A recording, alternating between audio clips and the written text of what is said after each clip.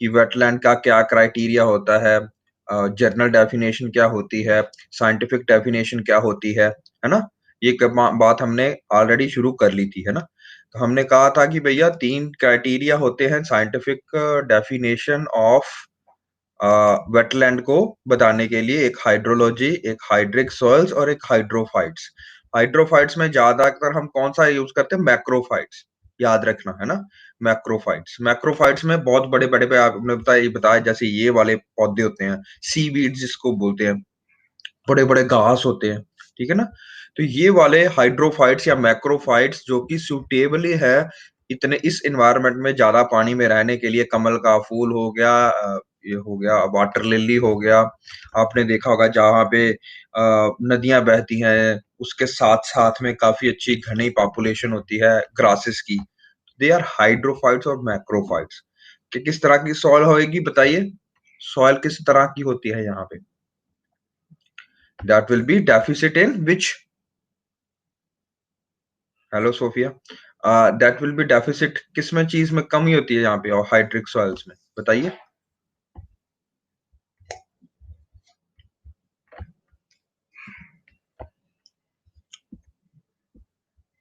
भूल के क्या? एनीवन? हेलो? हाँ, फॉस्फोरस ना, फॉस्फोरस इज अ लिमिटिंग, सुमन, मैंने ये लाइन लिखाई थी आपको कि फॉस्फोरस जो है वो लिमिटिंग न्यूट्रिएंट है। हाइड्रिक सॉइल्स में ऑक्सीजन की कमी होती है, याद रखो हमेशा। जो यहाँ पे वेटलैंड की सॉइल्स होंगी, लिख लो, लिख लिया करो इन चीजों को। जो ये वेटलैंड्स की सॉइल होंगी that will be deficit in oxygen. तो anaerobic soil conditions, anaerobic soil जो होएगी, सब सॉइल जो होएगी वो एनएरोबिक होएगी। तो यहाँ पे जो प्लांट्स खास करके उगेंगे, they will be highly adapted to what? They will be highly adapted to live in oxygen deficit soils, ठीक है ना? अगर आप राइस उगाना चाहते हो तो आपको पानी खड़ा करना ही पड़ता है, और वो पानी खड़ा करने के लिए तब 18 इंच तक मैंने आपको बताया था पानी खड़ा करना पड़ता है, और ज्यादा 7 से ज्यादा दिन आपको रखना पड़ता है। यही बात की थी ना हमने, हाइड्रोलॉजी हमने किया था कि कैसे हाइड्रोलॉजी होती है। ये देखो हाइड्रोलॉजी, 18 इंच पानी खड़ा होना चाहिए, यानी कि 1.5 फुट पानी खड़ा होना चाहिए, ज्यादा से ज्यादा, कम से कम 7 दिन, सॉरी।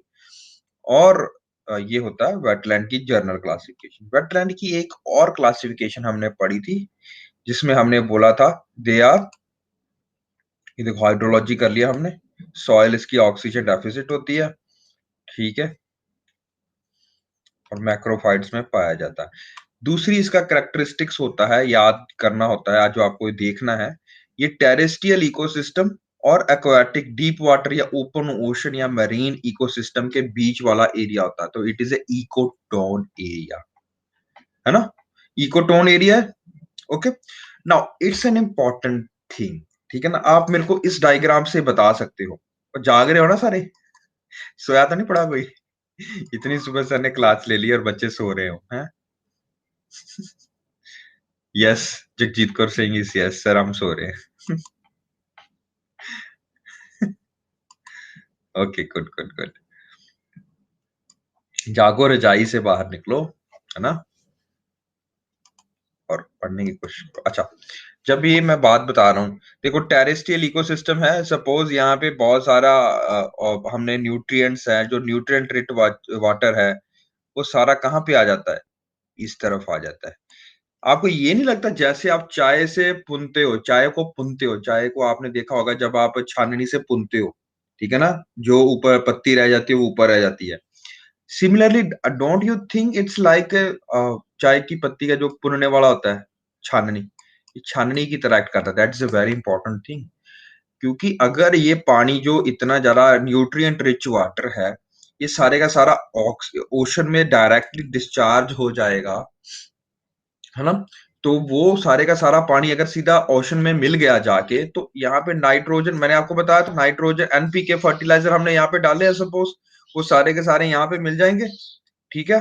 अब अगर एंड यहाँ पे ये जो ओशन वाटर होता है, इनहेरेंटली क्या होता है वो? That is low on nutrients. जितना भी मरीन इकोसिस्टम, ओशन वाटर, सी वाटर देखते हो, वो ज्यादा रिच नहीं है, वो एक तरह के डेजर्ट ही है, बट वो एक तरह की वहां पे बायोडाइवर्सिटी कम होती है कंपैरेटिवली, है ना? Are you getting this point? समझ रहे हो ना? अब उस कंडीशन में अगर बहुत ज्यादा मैंने न्यूट्रिएंट रिच वाटर यहाँ पे डाल दिया, नाइट्रोजन रिच वाटर मैंने डाल दिया यहाँ पे ओशन इकोसिस्टम में, what do you think will happen? क्या हो सकता है यहाँ पे? ये तो अच्छी बात होगी, बोलो सर। यहाँ पे कोई जानवर नहीं थे, अब फाइटोप्लैंक्टन्स यहाँ पे आएंगे, फाइटोप्लैंक्टन्स को खाने के लिए जू प्लैंक्टन्स यहाँ पे आएंगे, जू प्लैंक्टन्स को खाने के लिए बहुत अच्छी बायोडाइवर्सिटी हो जाएगी। क्या ये ठीक है? ये तो बोलो सर, आप ड्यूल पर्पस सॉल्व हो रहा है। Hello Aman. No, very good Aman, Suman. Why? Now reason is very simple reason. देखो, ओशन इकोसिस्टम में लिमिटिंग न्यूट्रिएंट होता है नाइट्रोजन, ठीक है ना? नाइट्रोजन को खाने, नाइट्रोजन जब रिच वाटर होगा तो वहां पे बहुत सारा काई आएगी, मैंने आपको बताया था काई जम जाती है। तो आपने देखा होगा जब एक लेक है, ठीक है ना, लेक में अगर हम बात करते हैं, एक्सटेंडिंग बॉडी ऑफ वाटर है, जब वो ओलिगोट्रॉफिक से यूट्रॉफिक हो जाता है तो क्या चेंजेस आती है? हमने लास्ट क्लास में पढ़ा था ना, है ना? Let me show you.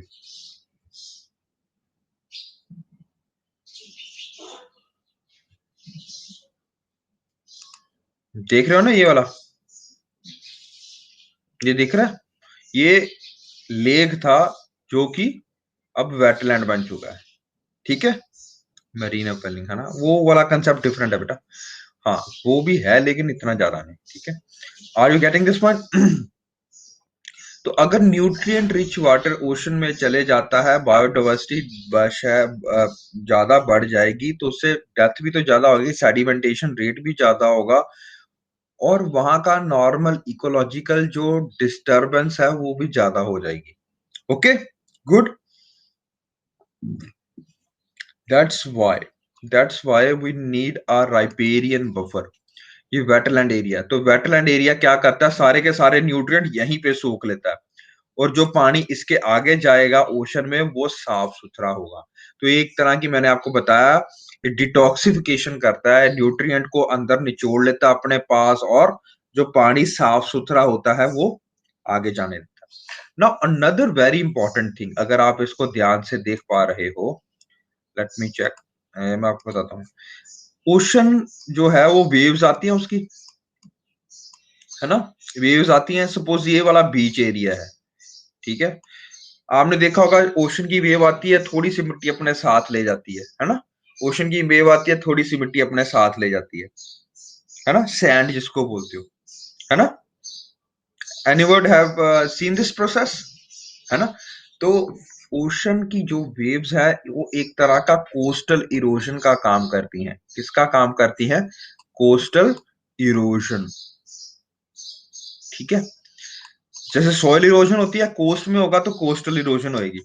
Coastal erosion का मेन काम वेव्स करती हैं, ठीक है ना? सारे का सारा जो अंदर लेके जाते हैं। अब अगर यहाँ पे वेटलैंड्स नहीं होंगे, ये पकड़ के मिट्टी को बैठने वाले जो जीव, जो ये प्लांट्स हैं, फ्लोरा है, फौना है, अगर ये नहीं होगा तो व्हाट विल हैपन?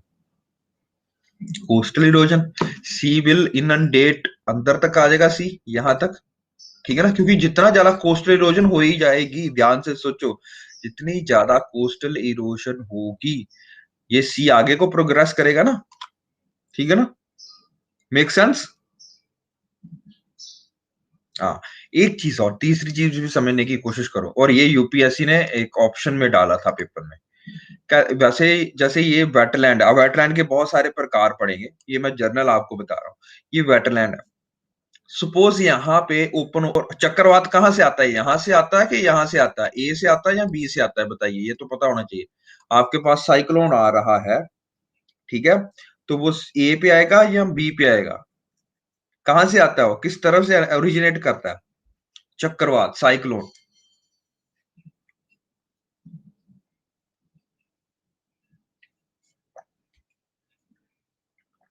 अरे मीनू जी क्या हो गया? कभी चक्रवात देखा नहीं है, साइक्लोन देखा नहीं है? ना ही देखो तो अच्छी बात है। बट हमेशा वो ओरिजिनेट होता ओवर द ओशन। ओशन से सी की तरफ आता है, सी से ओशन की तरफ नहीं आता। क्यों आता है ऐसा? क्योंकि साइक्लोन को, एक चक्रवात को बनने के लिए मॉइस्चर चाहिए होता है। और मॉइस्चर उसको कहाँ मिलेगा? जहां पे वाटर बॉडी होगी। और वाटर बॉडी भी बहुत ज्यादा मॉइस्चर चाहिए, तो कहां से मिलेगी? ओशन से मिलेगा। ठीक है। जैसे जैसे चक्रवात लैंड पे आता है, वो धीरे, उसकी स्पीड धीरे हो जाती है, इसीलिए बहुत ज्यादा अंदर तक चक्रवात नहीं जाते हैं। चक्रवात हमेशा कहां तक रहते हैं? कोस्टल एरिया पे रहते हैं। डन। सबसे ज्यादा नुकसान कहां करते हैं वो? कोस्टल एरिया में ही करते हैं। गुड, मेक सेंस, है ना? अच्छा, अब ध्यान से देखो, ये क्वेश्चन यूपीएससी ने भी पूछा। कहते they act as a defensive barrier to the to shield us from the full impact of cyclones. जो अंदर से साइक्लोन आ रहे हैं, यहाँ पे चक्रवात आ रहे हैं। चक्रवात का क्या मतलब होता है? बहुत तेज हवाएं चलती हैं, है ना? बहुत पानी अंदर तक आ जाता है, लहरें अंदर तक आ जाती हैं, ठीक है ना? बहुत ज्यादा बारिश होती है ना। खुद से सोचो, खुद से सोचो, अगर कोई चक्रवात आ रहा है यहां तक, पॉइंट बी के लिए, let me again clear this up. चक्रवात यहां से यहां तक आ रहा है, ठीक है ना? अब मेरे को बताओ, यहां अगर ये ना हो, चक्रवात सीधा आएगा, तब क्या होगा? और अगर ये हो तो क्या होगा? क्या इसका यूसेज क्या है वेटलैंड की? The simple thing is that, समझने की कोशिश करो। हाँ जी, लिखो, बताओ क्या होगा? स्पीड स्लो हो जाएगी। Good, logical sense, very good Parul. तो आपको लग नहीं रहा कि जैसे अगर यहाँ पे कुछ ना हो और सीधी की सीधी हवा और बारिश और पानी आए, तो ये बेचारे पेड़ ढह जाएंगे नीचे को, है ना? चक्रवात का सामना नहीं कर पाएंगे, क्योंकि वो चक्रवात के लिए बने नहीं है। लेकिन जब ये बीच में वेटलैंड होगा, क्योंकि ये वेटलैंड बहुत छोटा एरिया नहीं है, ये जो इसको तो छोटे फोटो में करके दिखाया गया है, लेकिन ये काफी बड़ा एरिया होता है। तो जितना भी चक्रवात आएगा, तो एक तो आगे नहीं बढ़ पाएगा, या उसको अंदर ही अब्सॉर्ब कर लिया जाएगा, ठीक है ना? ओके। और दूसरी बात, जब ये पौधे होंगे तो एक्ट क्या करते हैं? ये शील्ड की तरह एक्ट करते हैं। आई डोंट नो आपको सर ने करवाया है कि नहीं, let me draw it over.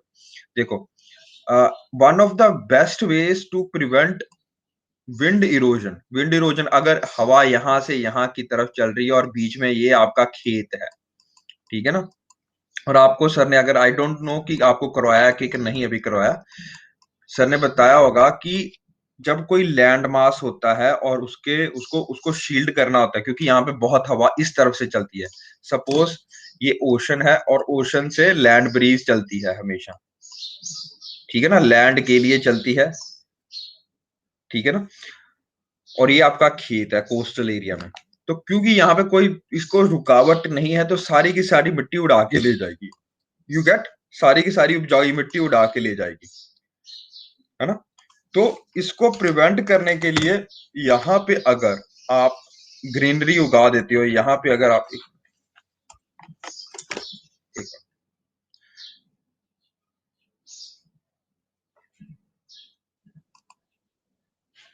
ठीक है ना, इस जगह पे अगर आप पेड़ उगा देते हो, इस जगह पे what will happen? They will act as a shield ना।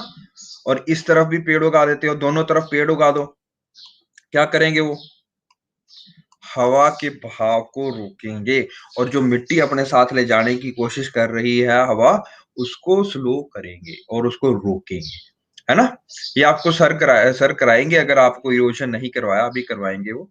तो ये समय लग रहा कि ये जो है बहाव को रोकते हैं, कोस्टल इरोजन को रोकते हैं, फ्लक्चुएटिंग वाटर लेवल जो होता है, ये उसको उसके लिए अच्छे से बने हैं, है ना?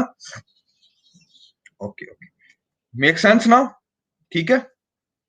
तो ये दोनों तरफ के लिए ये इकोटोन एरिया बहुत ज्यादा इंपॉर्टेंट है, ठीक है? और तीसरा सबसे जरूरी बहुत जो हिस्सा है, अकेला वेटलैंड के बारे में सोच के देखो, जो बीच में इकोटोन एरिया है यहाँ पे, ठीक है ना? इन वेटलैंड एरिया, आपको क्या लगता है कि क्या होगा वेटलैंड एरिया में? वेटलैंड एरिया में बायोडाइवर्सिटी दोनों से डिफरेंट होएगी, यूनिक बायोडाइवर्सिटी होएगी, ना तो वो टेरेस्ट्रियल में पाई जाएगी ना तो वो मरीन में पाई जाएगी। ठीक है, तो कल को अगर ये एरिया खत्म हो जाता है वेटलैंड वाला, तो सबसे ज्यादा नुकसान में कौन से स्पीसीज होंगे? जो यहाँ पे डिपेंड करते हैं, जो सिर्फ यहीं के लिए बने हैं, जो सिर्फ यहीं पे के लिए ही निर्भर है ना?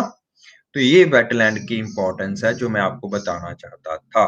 ठीक है ना? वन, ये जो तीन कैरेक्टरिस्टिक्स हमने की, चौथा कैरेक्टरिस्टिक्स हो गया कि मैंने इसका आपको इंपॉर्टेंस बताया, टेरेस्ट्रियल इकोसिस्टम में जितना भी रन ऑफ आ रहा है, एग्रीकल्चर रन ऑफ आ रहा है, they act as a sink and transformer, उसको ट्रांसफॉर्मर कर देते हैं, ट्रांसफॉर्म कर देते हैं, अपनी रूट्स में एब्जॉर्ब करके रख लेते हैं।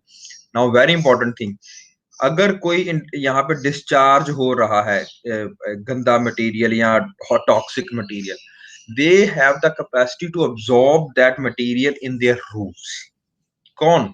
जो ये यहाँ पे जो प्लांट्स होते हैं वेटलैंड्स में, वो अंदर स्टोर कर लेते हैं। That's why I have said, यहाँ पे लिखा हो ना, सिंक भी है, सोर्स भी है और ट्रांसफॉर्मर भी है ना? है ना? ठीक है, तो यहाँ पे जो मैंने प्रोडक्टिविटी के बारे में लिखा है, ध्यान से देखो, यहाँ पे लिखा है generally high productivity but sometimes low, क्योंकि बहुत सारे हमने वेटलैंड्स करने हैं, बहुत बड़ा वेटलैंड का एक चार्ट है हमारे पास, उसमें से जैसे कुछ लोग आए, जैसे कुछ वेटलैंड्स हैं जो इतनी ज्यादा प्रोडक्टिव नहीं है, बट मेजोरिटी वेटलैंड्स बहुत प्रोडक्टिव होती है, नंबर 1 पे होती है। ठीक है जी, याद रखना। चलिए आगे चलते हैं, ये हमने कर लिया था। ठीक है, ये सब कुछ कर लिया था हमने, transition zones, mangroves, lake, littorals we have done, है ना?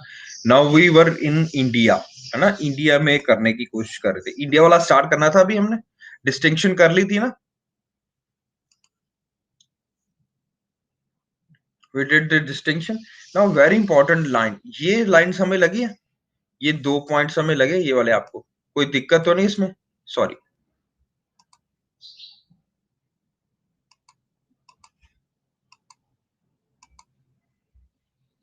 ये वाला और ये वाला, is it good with you?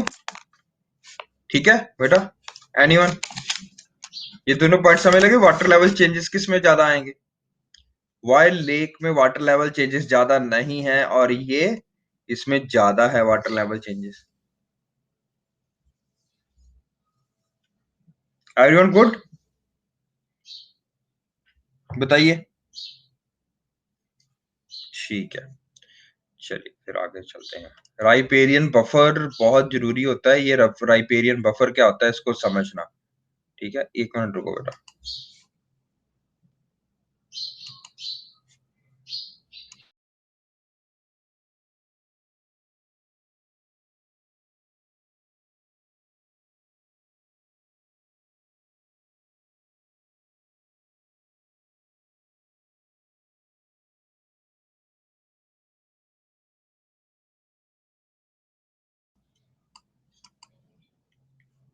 ठीक है, तो राइपेरियन बफर मैंने आपको बताया था क्या एरिया होता है, ये वाला एरिया होता है राइपेरियन बफर। राइपेरियन बफर का क्या मतलब होता है?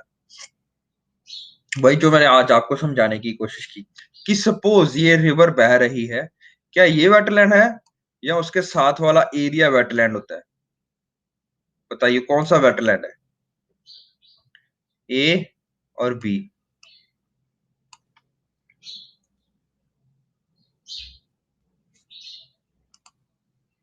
बताइए बताइए, ए और बी इज अ वेटलैंड।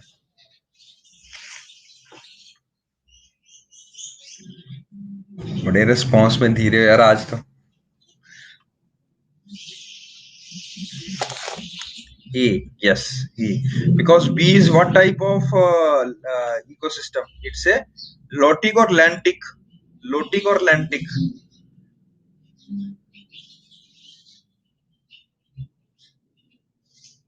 समझ लग गया ना?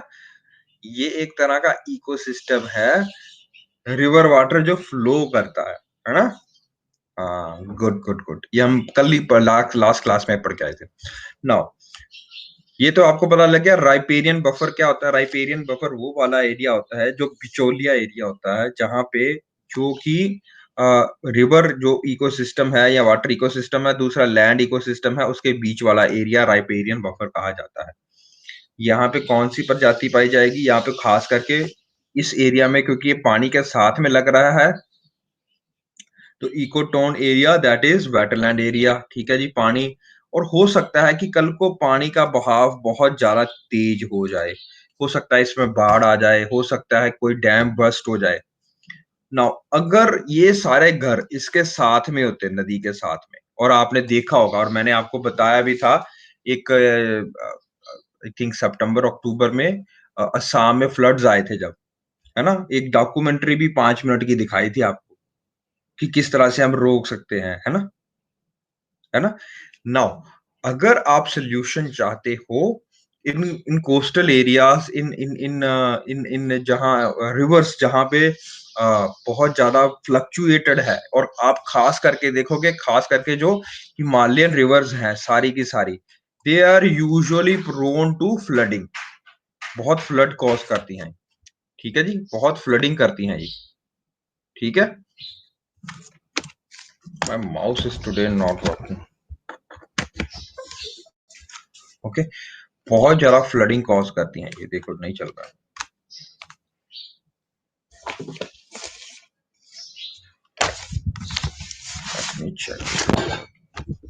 Okay, they cause lot of flooding. ठीक है ना, तो ये फ्लडिंग ना हो तो हम एम्बैंकमेंट बनाते हैं। एम्बैंकमेंट मैंने उस टाइम भी बताया था, एम्बैंकमेंट बनाते हैं हम।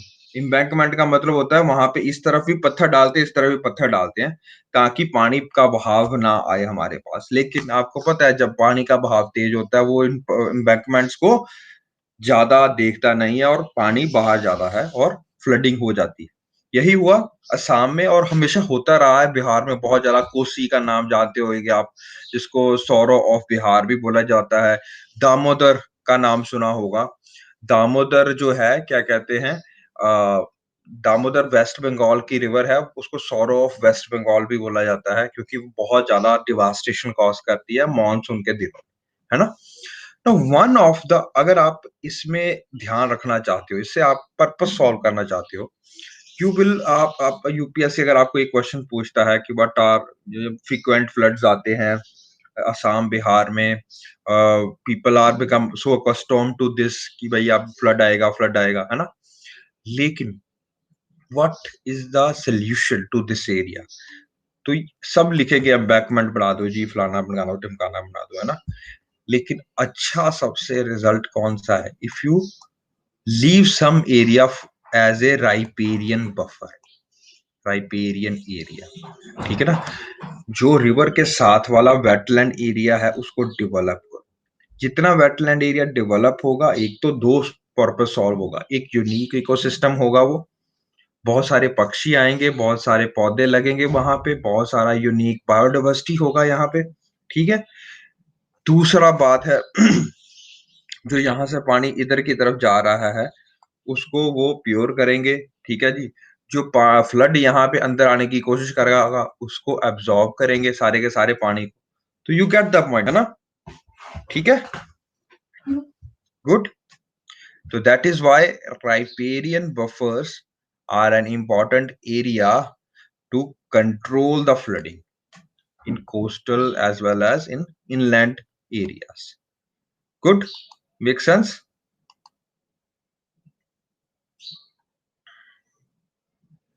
ओके, इन मिटिगेशन, इसको कम करने में, यहाँ पे किसी बच्चे ने मेरे को कल पूछा था, सर ये इसका क्या मतलब होता है, preventing unsustainable aquaculture and cultivation of shellfish, इसका क्या मतलब हुआ, किसी ने पूछा मेरे को, तो मैं आपको बता रहा हूँ।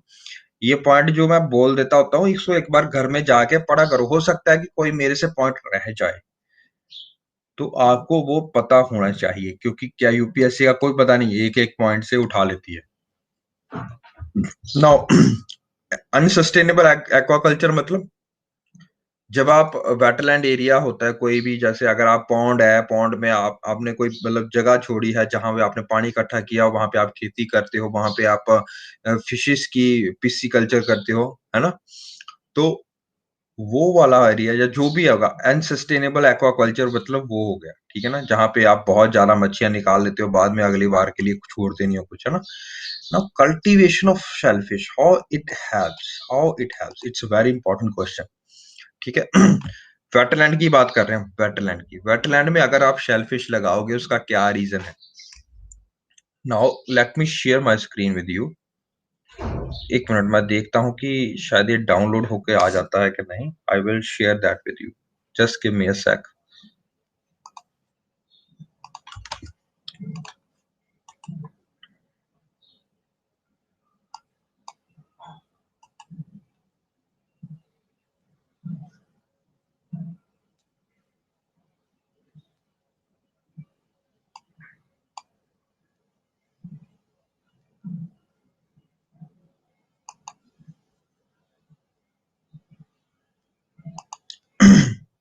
Just a sec.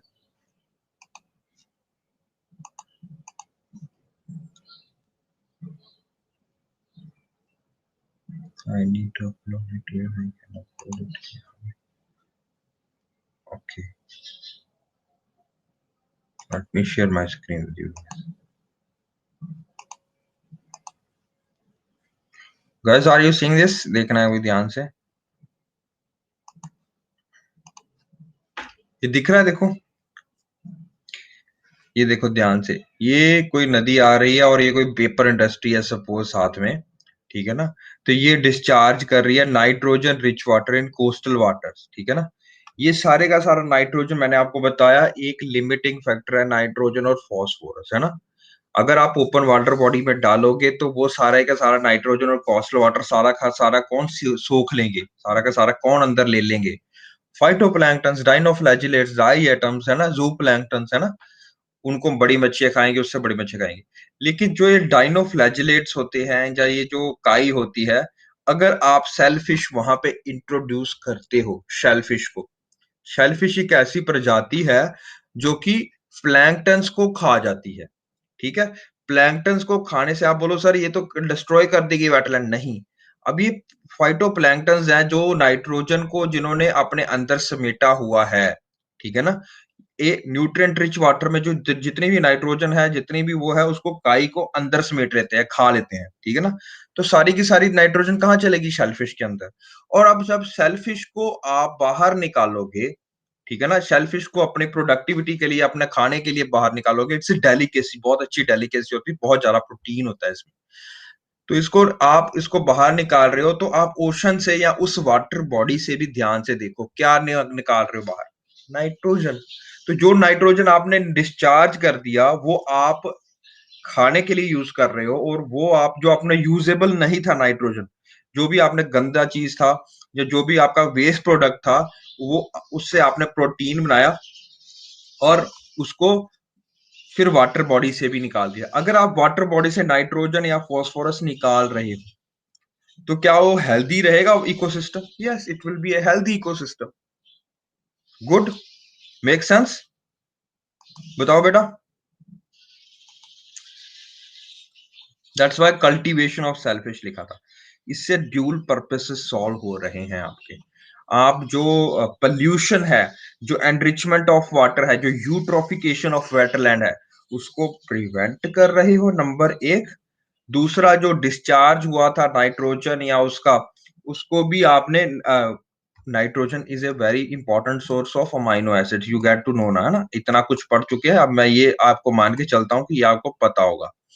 Nitrogen based हमने कितने अमाइनो एसिड्स पढ़े थे, क्योंकि इसमें अमीन ग्रुप में NH2 लगता है, याद है? वी डिड दैट जब हमने बायोलॉजी पढ़ी थी। तो अमाइनो नाइट्रोजन इसीलिए लिमिटिंग मटेरियल है। नाइट्रोजन और phosphorus, where is phosphorus used? खुद से ध्यान दो, where is phosphorus used? If you do know, ADP, ATP sorry, adenosine triphosphate, energy molecule. और कहाँ पे फास्फोरस यूज होता है? डीएनए बनाने में, आपका डीएनए में लिंकेज बनाने में, आपका फॉस्फोडाइएस्टर लिंकेज होती है। Good, make sense? देखो कहां से कहां जोड़ रहे हैं हम तार।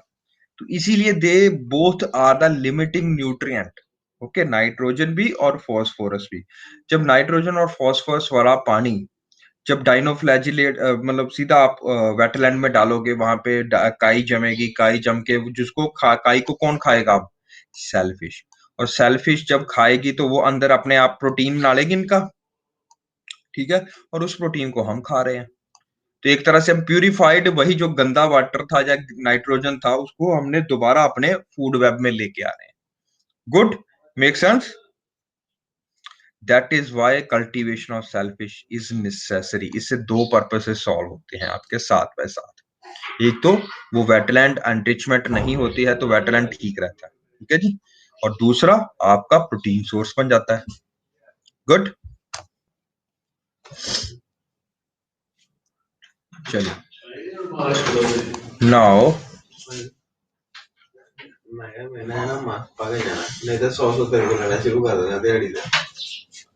okay, now we move on to important topic that is uh, measures to protect wetland। ठीक है, तो ये सारे measures है, इस पे हर एक पे दो दो क्वेश्चन आ चुके हैं पेपर में, यूपीएससी में, and I will let you, आज मैं आपको कुछ क्वेश्चन डिस्कस भी करेंगे हम।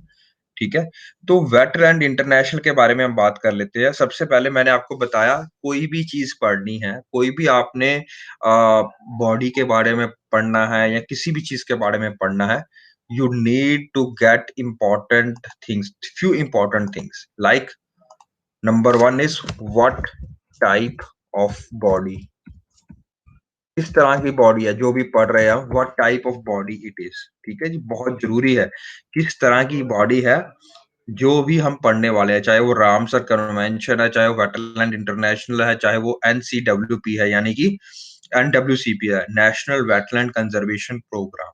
ठीक है, तो इसमें किस तरह की बॉडी हो सकती है? हो सकता है कि वो स्टैट्यूटरी बॉडी हो, ठीक है जी, स्टैट्यूटरी बॉडी हो सकता है कि वो नॉन स्टैट्यूटरी बॉडी हो, ठीक है जी, हो सकता है कि वो कॉन्स्टिट्यूशनल बॉडी हो।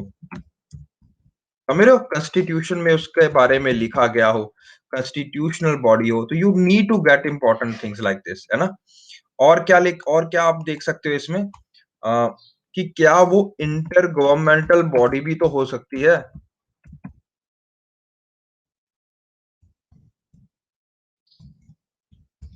ठीक है, इंटर गवर्नमेंटल बॉडी क्या होती है भैया?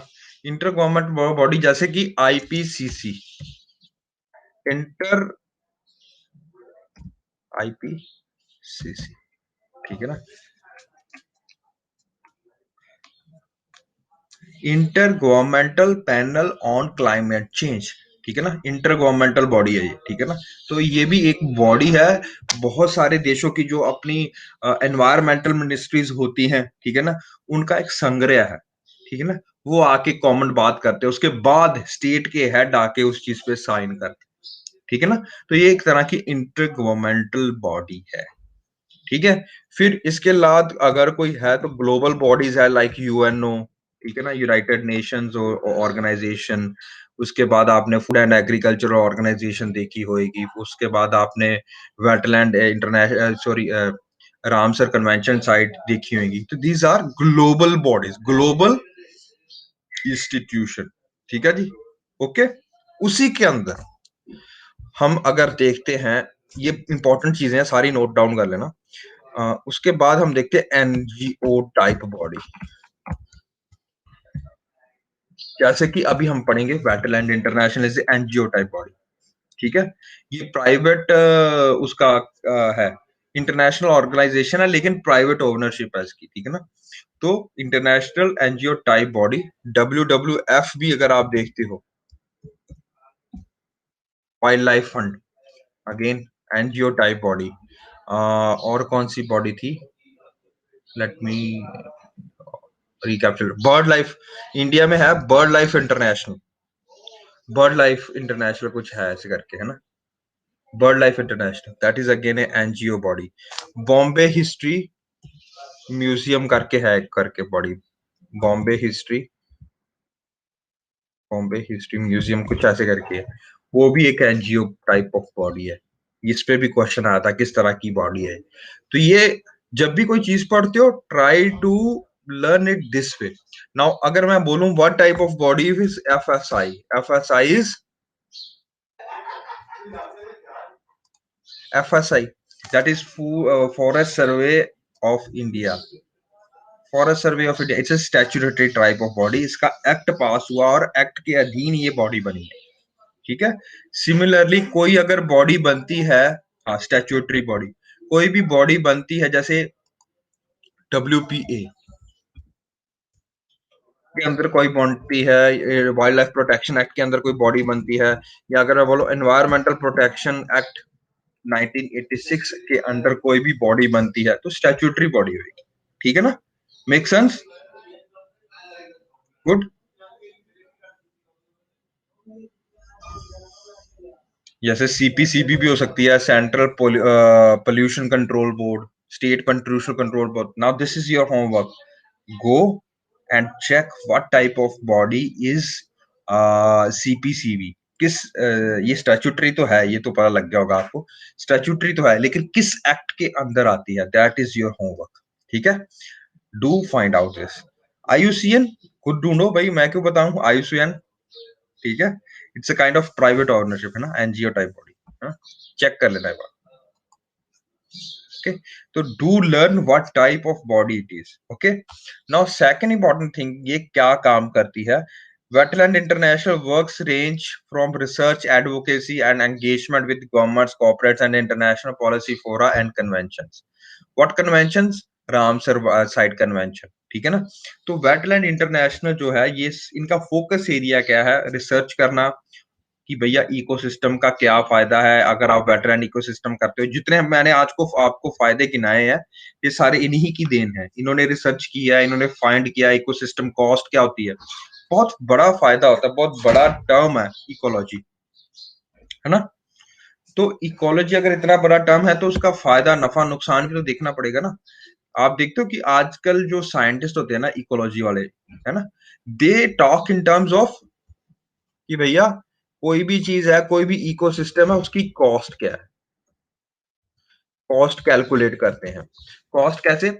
आपको पता है कि एक जो दरखत है, एक सिंपल दरखत, अगर आप उसको काटते हो तो उससे आपको कितनी ऑक्सीजन मिलेगी 50 सालों के लिए। सपोज उसकी लाइफ 50 ईयर्स है, वो 50 ईयर्स तक फोटोसिंथेसिस करता है। अगर वो फोटोसिंथेसिस करेगा तो आपको पता है कि वो रेस्पायर भी करेगा और वो भी करेगा और ऑक्सीजन बनाएगा भी, ऑक्सीजन बनाता है। तो आप कॉस्ट को इंक्लूड करते हो, तो उसको मल्टीप्लाई करो। आपने देखा होगा कि जो हॉस्पिटल में भी ऑक्सीजन के सिलेंडर्स होते हैं, है ना, O2 सिलेंडर्स, देखा होगा, बहुत बड़े बड़े सिलेंडर्स लगे होते हैं वहां पे। Anybody observe that? तो सिमिलरली देखो, तो वो ऑक्सीजन है, उसके हिसाब से मल्टीप्लाई करो। एक सिलेंडर आई थिंक 300, 350, 400 का होता है एक सिलेंडर, है ना। तो उसको देख लो कि एक अगर एक पौधा एक जो दरखत है वो एक दिन में एक सिलेंडर जितनी ऑक्सीजन बनाता है सपोज, है ना। तो दैट इज 300 रुपया मोटा मोटा लगा लो। अगर वो 50 साल तक जीता है, एक साल में कितने दिन होते हैं, मल्टीप्लाई बाय 365। ठीक है, मल्टीप्लाई इट बाय 365 इंटू 50। ठीक है, इतना कॉस्ट होगा उसका इकोलॉजिकल सिस्टम, इकोसिस्टम कॉस्ट। ठीक है ना, ये एक दरखत का है।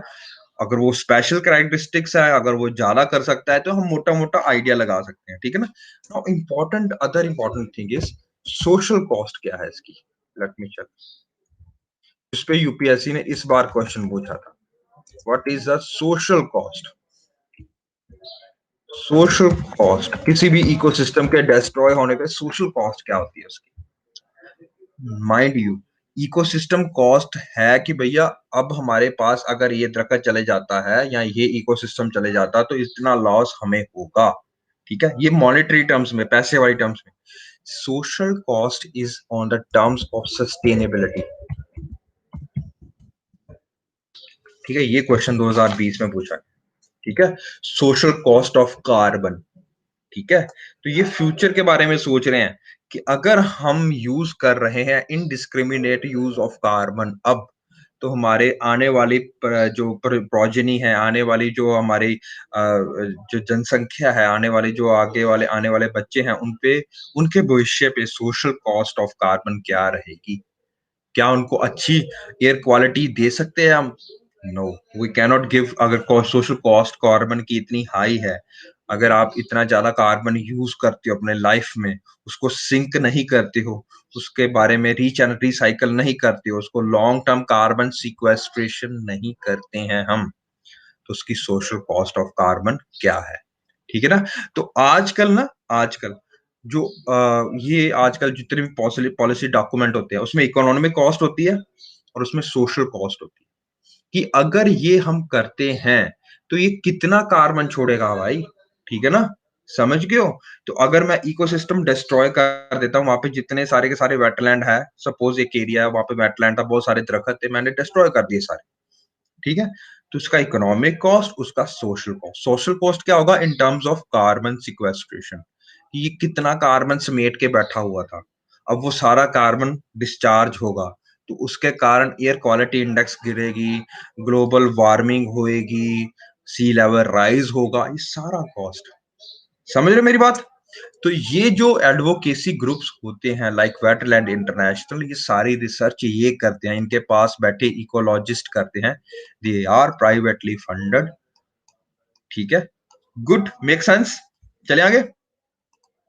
Now this question was came in the UPSC, I think 2017 examination, with reference to a conservation organization called Wetland International. Which of the following statement is or are correct? बताइए।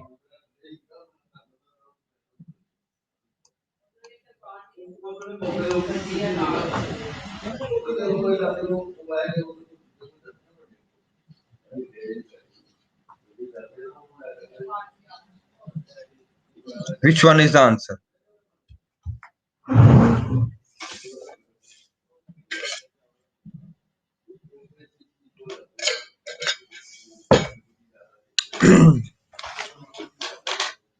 जल्दी जल्दी जल्दी, इतना टाइम नहीं। ए बी सी डी, कौन सा answer है? बताइए।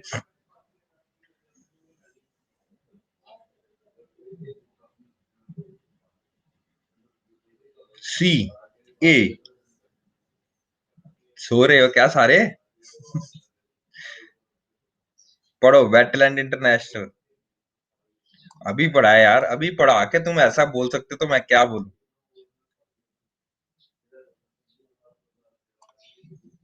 मैंने बताया किस तरह की बॉडी है, अभी लिखाया।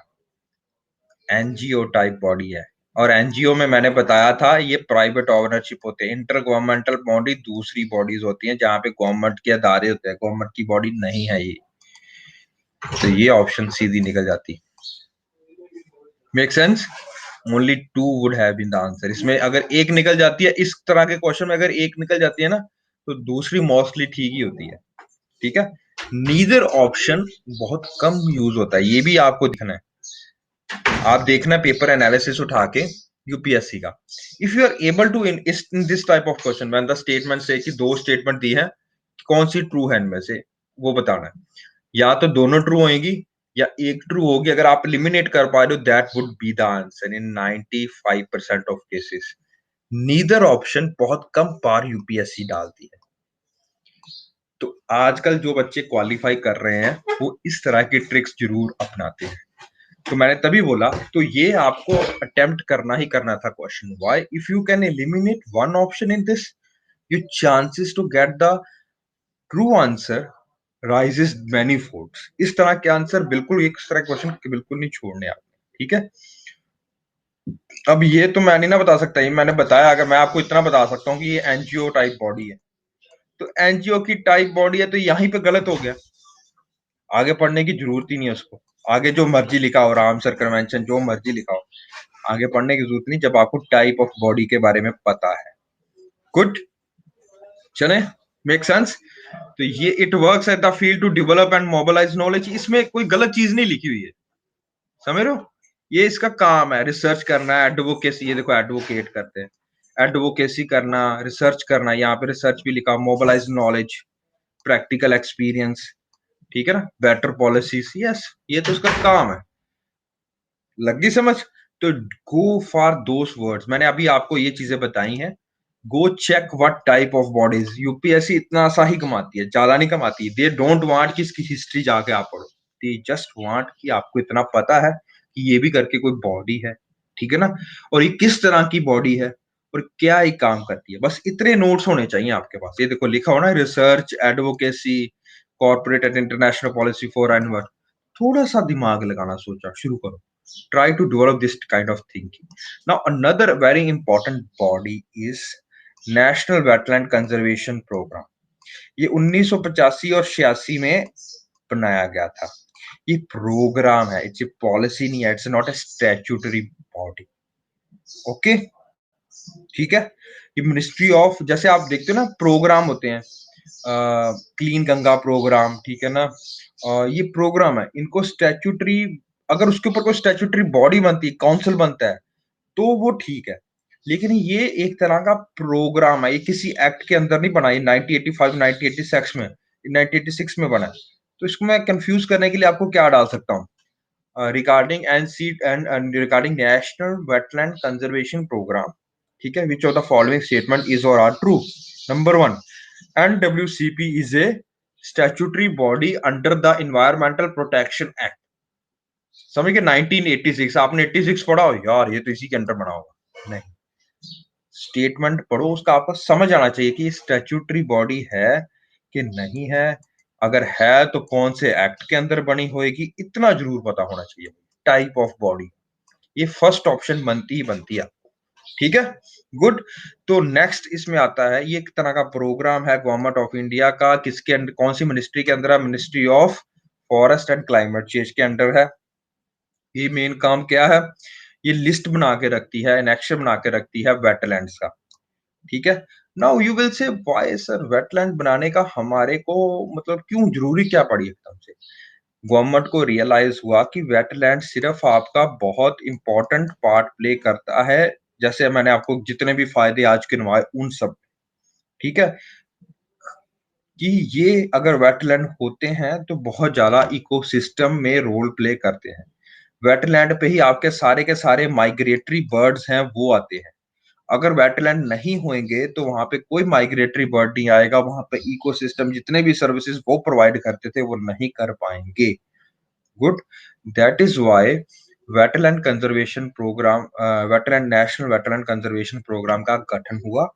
इसके अंदर क्या होता है कि आप बोथ स्टेट में और क्या कहते हैं नेशनल लेवल पे, ठीक है ना, आप अपनी स्टेट में खास करके स्टेट की गवर्नमेंट्स है वो डिनोट करती हैं कि ये वाला एरिया वेटलैंड एरिया है, चाहे वो प्राइवेट ओनरशिप का हो, चाहे वो पब्लिक ओनरशिप का हो, किसी तरह की लैंड जो भी है वो कौन सी एरिया है, ये वेटलैंड एरिया है। जितना भी वेटलैंड एरिया होगा, ठीक है ना, उसको आप फिर एक बार रजिस्टर में चढ़ा दिया जाएगा, नेशन के रजिस्टर में। वो रजिस्टर में आपको एक बार नाम लग गया तो आपको फंड भी आएंगे, स्टेट गवर्नमेंट और नेशनल गवर्नमेंट है वो फंड भी प्रोवाइड करेंगी उसकी कंजर्वेशन के लिए, उसको मेंटेनेंस के लिए। तो ये चीजें है, ठीक है, बट ये नेशनल लेवल प्रोग्राम है, it is not a global level programme, ठीक है जी, ओके। कि कैसे यूज कर सकते हो आप लोकल कम्युनिटीज को इंक्लूड करना, ओवरऑल कंजर्वेशन ऑफ बायोडाइवर्सिटी, ये इसका मेन एम है कि भैया एक तो लोकल डाइवर्सिटी जो यहाँ पे जो कम्युनिटीज वहां पे रहती हैं उनको उनकी कंजर्वेशन में, वेटलैंड की कंजर्वेशन में इन्वॉल्व करना, ठीक है ना, that is one of the major, ठीक है।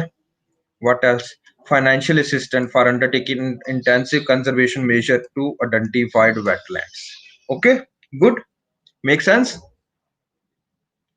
नाउ आप बोलो सर फाइनेंशियली क्यों दे रहे हैं, पैसे क्यों दे रहे हैं हम उसको सेव करने के, बिकॉज जब भी एक कोई वेटलैंड यहाँ पे आ जाएगा आपका एनडब्ल्यूसीपी में, अगर वो बर्बाद हो रहा है, अगर वो डीजेनरेट हो रहा है, डीग्रेड हो रहा है, तो सेंटर आपको असिस्टेंस देगी उसको ठीक करने के लिए, ठीक है।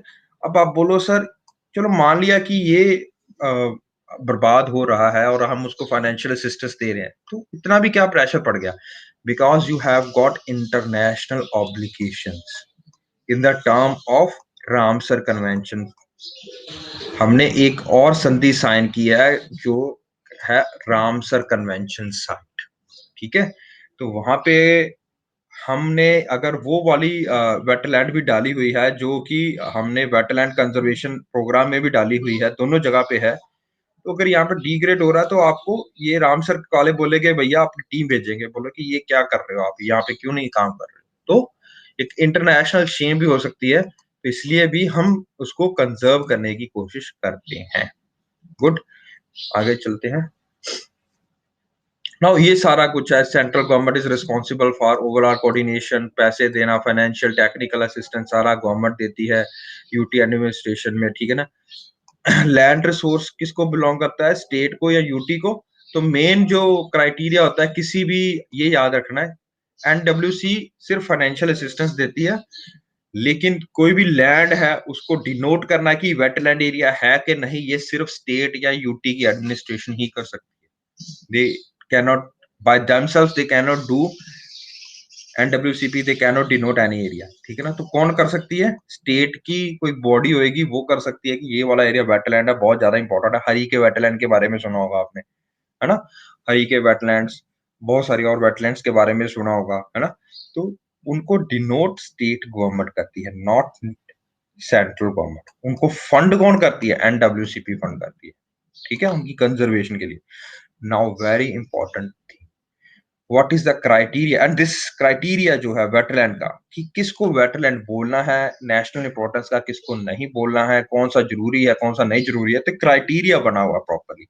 This same criteria is used in the Ramsar convention site, क्योंकि हमने वहीं से चेपी मारी है।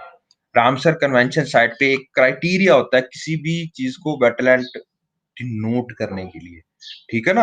आप ये नहीं कि कहाँ पे थोड़ा सा पानी भरा है तो आप वहां पे उसको बोल दोगे वेटलैंड। तो एक क्राइटेरिया होता है वेटलैंड किसी भी चीज को डिनोट करने के लिए, एक स्पेसिफिक क्राइटेरिया, वो पहले याद कर लेते हैं। This is a specific criteria, at least it should be regular supports 20,000 और मोर वाटर बर्ड्स। तो ऐसे नहीं किसी भी एरिया को वेटलैंड हम एरिया बोल सकते, कम से कम 20,000 या उससे ज्यादा वाटर बर्ड्स, माइग्रेटरी बर्ड्स को वो सपोर्ट करना चाहिए एरिया, ठीक है ना। तो number one criteria is that. Number two criteria is it is if it is regularly supports 1% of the individuals in population of one species or subspecies of water birds, ठीक है। तो water birds की species को कौन ज्यादा support करता है, ठीक है ना। तो वो भी कम से कम 1% ऑफ द वाटर बर्ड्स की स्पीसीज को वो सपोर्ट करना चाहिए। This is a specific criteria, ये दोनों स्पेसिफिक क्राइटेरिया है, ठीक है। इसके बाद और क्या हो सकता है, और तो जर्नल भी हो सकता है, species and ecological communities, like कोई भी वहां पे प्रजाति है वो एंडेंजर्ड है, क्रिटिकली एंडेंजर्ड है, वर्नरेबल है आईयूसीएन की नॉमेनक्लेचर में, और वो सिर्फ यहाँ पे पाई जाती है, एंडेमिक है, तो आप कंजर्व करना बनता है उस चीज को। It is supports the population of plant and animals species important for maintaining biological diversity. Suppose आपको पता है ये सुंदरबंस के बारे में सुना होगा आपने, have you ever heard of Sundarbans, Sundarban area, Sundarban mangrove forest. Good, mangrove forest है, वो भी एक तरह का वेटलैंड है। What kind of dominate vegetation we find over there is sundari trees. Sundari trees के बारे में सुना होगा आपने, चमेली के शो होते हैं शायद, not very much sure, but Sundari trees वहां पे पाए जाते हैं, ठीक है ना। तो सपोज कि वहां पे अब किसी कारणवश काफी लोगों ने वहां पे काट दिया है, और जो मैनग्रोव फॉरेस्ट है या सुंदरबन फॉरेस्ट है वहां पर करेक्टरिस्टिक फीचर है सुंदरी ट्री। अगर आपने इसको ही काट दिया है तो वहां की बायोडाइवर्सिटी खत्म हो जाएगी जो इसी पे डिपेंडेंट है, ठीक है। तो ये ना हो, तो ये भी एक क्राइटेरिया है towards designating a site for conservation. Okay, make sense? Okay, now central government ने ये इंपॉर्टेंट वेटलैंड्स डिनोट किए हैं हमारे पास, वो आपको पता होना चाहिए, नोट डाउन कर लो, होमवर्क फॉर टुमारो। आपने करना है, नेट से सर्च करो how many sites, how many sites are there for NWCP। कितनी साइट्स हैं करंटली इंडिया में, कोई नई साइट डिनोट की गई है कि नहीं की गई है? ठीक है, ये याद करो एक बार। याद कुछ नहीं करना है इसमें से, कि हर एक को इंडिविजुअली याद नहीं करना हमने, लेकिन आपने ढूंढना है। अच्छा, उसके बाद आती है Ramsar wetland convention. International treaty है ये। किस तरह की ट्रीटी है? इंटरनेशनल ट्रीटी है। यानी कि यहाँ पे बहुत सारी गवर्नमेंट्स ने इसको साइन किया। क्या क्या इंडिया ने साइन किया इसको? यस, इंडिया ने साइन किया है। ठीक है, ये वाली, क्योंकि ये ईरान में रामसर एक जगह है, वहां पे साइन हुई थी, तो उसको रामसर ट्रीटी या रामसर कन्वेंशन भी बोलते हैं। इसको कन्वेंशन ऑन वेटलैंड्स भी बोलते हैं। ठीक है ना? तो इसका मेन मोटो क्या है? The conservation and sustainable use of wetlands. Conservation and sustainable use of wetlands. तो वेटलैंड्स की सस्टेनेबल यूज के लिए हमारे पास ये वेटलैंड बॉडी बनाई गई है। और हमेशा याद रखो, 2 February of every year is celebrated as world wetlands day. Good, ठीक है। Number of parties, I am not sure it is the true number और नॉट, एक बार नेट से चेक कर लेना।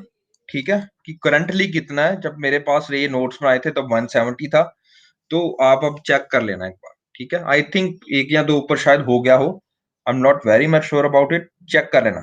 ठीक है ना, कितनी बॉडीज है। Okay, this is your homework and tomorrow we will discuss it. At the centre of, ये पेपर में मैंने डाला हुआ है, ये हिंट दे दिया मैंने आपको।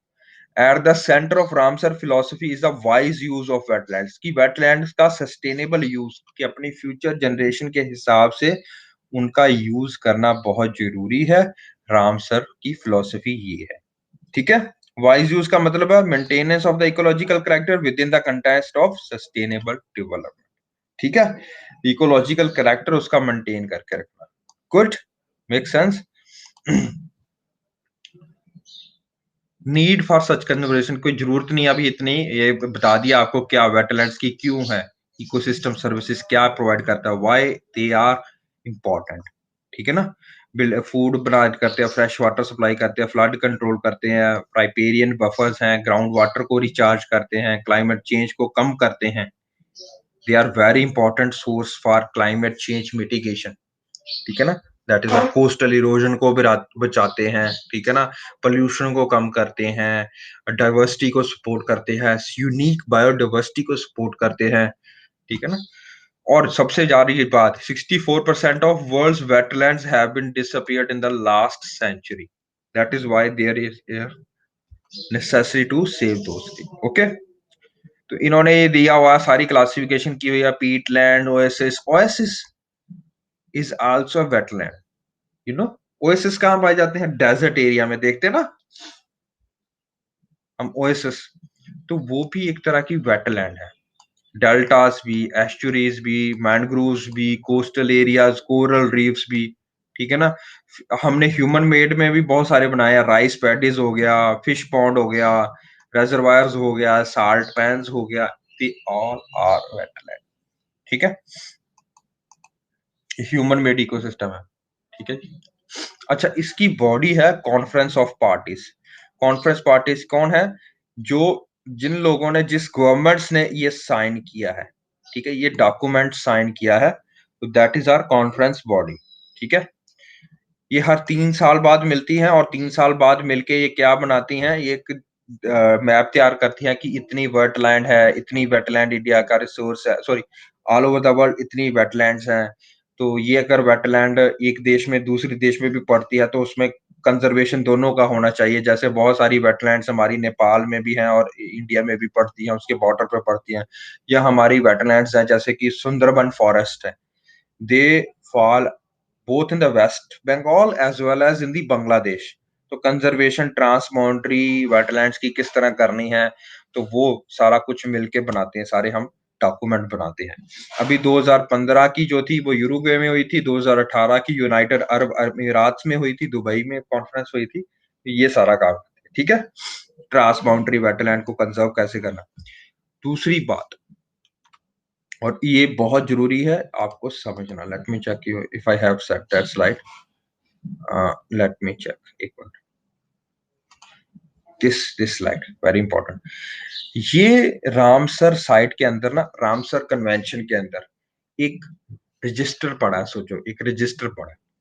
उस रजिस्टर में क्या लिखा गया है? एक रिकॉर्ड बनाया गया है, उसका नाम है मॉन्ट्रियक्स रिकॉर्ड। वेरी इंपॉर्टेंट, याद कर लो, मॉन्ट्रियक्स रिकॉर्ड।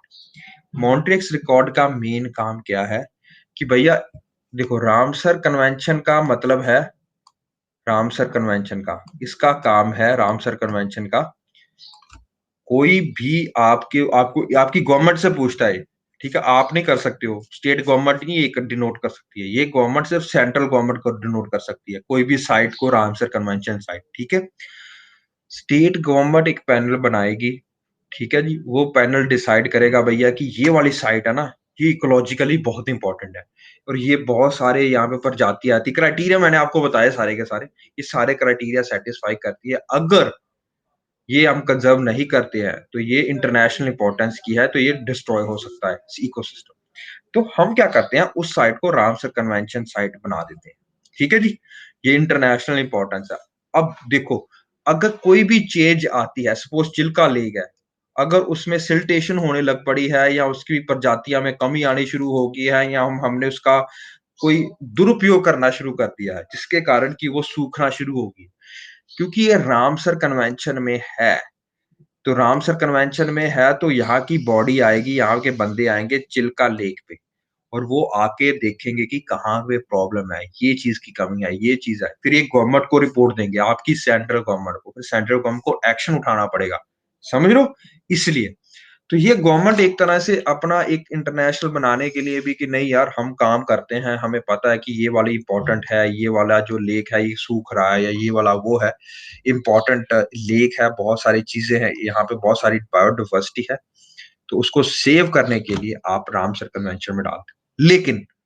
लेकिन हो सकता है कि फिर भी वो लेक सूख जाए, किसी कारणवश वो सूख गया, ठीक है ना, तो आप अब एक कॉपी में अपना रेड कॉपी, एक वो कॉपी है, उसका नाम है मॉन्ट्रियल रिकॉर्ड, एक रजिस्टर है रेड कलर का, सपोज ये ऐसा समझ लो कुछ, उस पे आपका बही खाते पे नाम लिखा जाएगा, ठीक है, कि चिल्का लेक, ठीक है, इसके ये सूख चुकी है, इसका ये कारण है, और इसको दोबारा रिहैबिलिटेट करने के लिए ये काम हो रहा है, ठीक है, उसमें लिखा जाएगा, और 3 साल बाद फिर उस पे रिव्यू होगा, ठीक है ना, क्योंकि 3 साल बाद मिलेंगी सारी की सारी पार्टियां, तो 3 साल बाद फिर से रिव्यू होगा कि ये इसमें इतनी इंप्रूवमेंट आई है, इतना पैसा हमने दिया है, इतना पैसा इनकी सरकार ने दिया है, और इतना चीज होके इतना इंप्रूवमेंट आई, समझ लो, that is a very important thing. Ramsar convention के अंदर ही एक रजिस्टर है, उसका नाम है मॉन्ट्रियक्स रिकॉर्ड, ये वही खाता किन चीजों का है, it is a list of wetland of international importance where changes in ecological character have occurred, ठीक है, और are occurring और are likely to occur as a result of technological development, pollution और human interference। तो ये है sustainable use, मैंने आपको पहले बताया था Ramsar convention sites sustainable use के लिए है, कि हमारे जो आने वाली प्रोजेनिस है, आने वाली हमारी जो जनसंख्या है, उनके लिए हम वेटलैंड्स को कुछ समेट के रखें, उनका करैक्टर समेट के रखें, तो उनके लिए हम क्या देके जाएंगे, तो ये उनके लिए है, समझ रहे हो मेरी बात। अगर इसका इसका मॉन्ट्रियक्स रिकॉर्ड का मेन मतलब लिखने का क्या है, ताकि अगर जितनी भी हमने साइट, हमारे पास टोटली 42 या 43 स्लाइड्स है, good check over the Google, ठीक है ना, ये गूगल करना है आपने आज, डू चेक कितनी साइट्स हैं, आई थिंक 42 अबव साइट्स हैं हमारे पास, आई थिंक 43 है, अभी लेटेस्ट 43 भी आई है, पिछले 2 सालों में 12 या 13 ऐड किए हमने, और लिस्ट बनाओ उनकी, ठीक है, ऐड करो, लिस्ट बनाओ कहाँ कहाँ पे ऐड है, आई थिंक उत्तर प्रदेश, और कहाँ पे ये पहली बार डिनोट की गई है 42, इन लद्दाख, अच्छा लद्दाख में भी है ना, नॉट श्योर 42 या 43 है, एक वर्ड है, आप नेट पे चेक कर सकते हो उसको, लास्ट के 2019 के बाद में कितनी ऐड की गई हैं, ये आपको जरूर पता होना चाहिए, क्योंकि यूपीएससी 2 साल तक पुराने करंट अफेयर्स पूछती है, 2 साल तक, go on the net search की 2019 के बाद में कौन कौन सी ऐड हुई है, ठीक ठीक है, तो go and search कि what are the sites that have been included under this in after 2019 as a part of Ramsar site, ठीक है ना।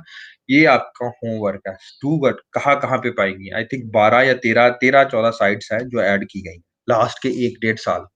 दैट इज और पता लगा। अब इसका क्या मतलब है कि भैया वो राम मॉन्ट्रियक्स रिकॉर्ड में आ गया। तो मॉन्ट्रियक्स रिकॉर्ड में अभी तक सिर्फ 2 साइट्स है हमारे पास, लोकटाक लेक एंड क्लाउडियो नेशनल पार्क। ठीक है, where are they, check it out. Loktak lake is in Manipur, ठीक है ना।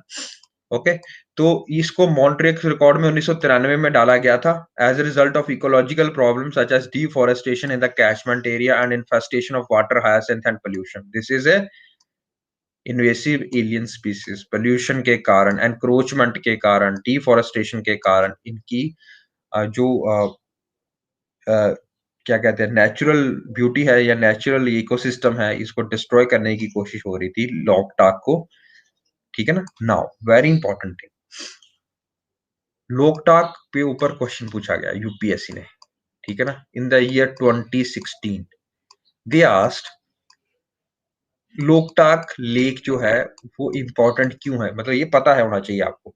लोकटाक लेक एक फुमदीस के लिए जाना जाता है, phumdis. Go and search why, what are phumdis. और this phumdis support a very special kind of deer. What deer is that, what variety of deer is that, this is your homework, ठीक है। फुमदीस क्या है, PHUMDI फुमदीस क्या होती हैं, ठीक है। फ्लोटिंग ये लेक्स होते हैं, फ्लोटिंग बॉडीज होती है वेजिटेशन की। They are only found in Loktak lake Manipur, they are not found in anywhere else in the world, ठीक है। नेक्स्ट इंपॉर्टेंट, यहाँ पे एंडेमिक डियर कौन सा है, वेरी इंपॉर्टेंट, क्योंकि ये ग्रासलैंड्स है एक तरह की। फुमदीस ग्रासलैंड्स को, फ्लोटिंग ग्रासलैंड्स को बोला जाता है फुमदीस, ठीक है ना। तो ग्रासलैंड्स को कौन खाने आएगा, डियर, ठीक है ना। तो डियर यहाँ की एंडेमिक प्रजाति कौन सी है, उसका आईयूसीएन स्टेटस क्या है, this is your homework now. IUCN status of that deer I want, what is the scientific name, what is the IUCN status, what is the WPA status, what is the site status, this is your homework। ये मेरे को काम आपने करके दिखाना है, ठीक है। Okay, make sense. इसी तरह चिल्का लेक भी पहले थी, उड़ीसा की जो चिल्का लेक थी वो भी पहले मॉन्ट्रेक्स रिकॉर्ड में थी, क्योंकि वहां पे कंस्ट्रक्शन वर्क भी बहुत चल रहा था। और सिल्टेशन, सिल्टेशन होता है मिट्टी जमा हो जाती है जब, तो मिट्टी जमा होके वो बंद होने की कगार पे था। 1993 में जब हमने इसको मॉन्ट्रेक्स रिकॉर्ड में डाला, विद इन 3 इयर्स 2002 आने तक, ठीक है ना, विद इन फ्यू इयर्स 2002 आने तक हमने वो बिल्कुल ठीक कर ली थी, उस इकोसिस्टम को रिस्टोर कर लिया था। फिर और ओनली देन एक टीम फिर से जाएगी रामसर साइट से यहाँ तक, ठीक है ना, रामसर कन्वेंशन की यहाँ पे आएगी, ठीक है ना। और फिर वो रिपोर्ट देगी और फिर उसका नाम निकाला जाएगा रेड रजिस्टर से, जिसका नाम है मॉन्ट्रियक्स रिकॉर्ड। गुड, ये साइट अब नहीं है, चिल्का की साइट अब नहीं है इंक्लूड, ठीक है। चले आगे, साइबेरियन क्रेन। क्लाडियो नेशनल पार्क कहाँ पे है, राजस्थान में है। ये साइबेरियन क्रेन के लिए जाना जाता है, ठीक है ना। तो ये चीजें आप कुछ आपको पता होनी चाहिए, कुछ ये सोच के कुछ लिखो इसके बारे में, ठीक है ना। जितना होमवर्क देता हूँ उसको करा करो। Now this is the UPSC question, otherwise if a wetland of international importance is brought under Montreux record, what does it imply? बताइए।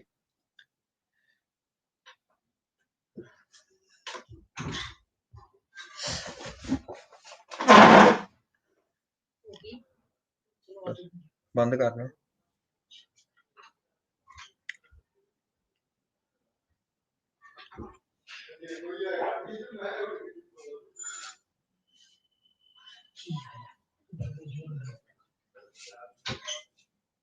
हाँ बताइए। Answer is